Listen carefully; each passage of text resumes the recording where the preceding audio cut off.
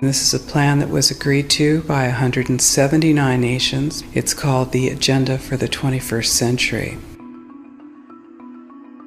It's a totalitarian state being developed right now all over the world. It is the inventory and control plan. Inventory and control of all land, all water, all minerals, all plants, all animals, all construction, all means of production, all food, all energy, all information, and all human beings in the world. And this is a plan that was agreed to by 179 nations back in 1992. It's a United Nations plan. It's called the Agenda for the 21st Century. And so many of us around the world think that sustainable development, it just sounds so great. Isn't it about recycling and creative reuse and creating energy and food resources for everyone? And the answer is no, it really is not. It's about moving populations into city centers, concentrated city centers, and clearing them out of the rural areas. All systems have to be brought into harmony in order to control them all. Because when systems don't meet, when they're out of balance or not in sync with one another, they can't be controlled centrally. And the goal of Agenda 21 is one world government and total control from a central unit.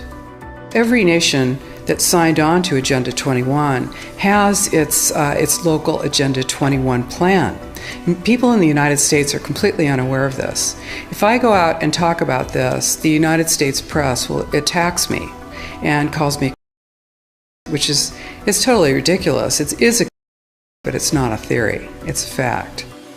The three pillars of United Nations Agenda 21 are economy, ecology, and equity, the three E's. And everyone sort of thinks that they know what that means, the idea of social equity. It must mean that, everyone's going to have access to clean water and clean air, and no one's property is going to be used as a dumping ground because they are at a poverty level.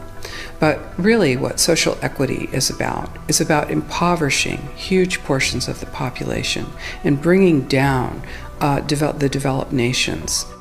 Everything that we're looking at now is destined to collapse our economies. It's a totalitarian state being developed right now all over the world.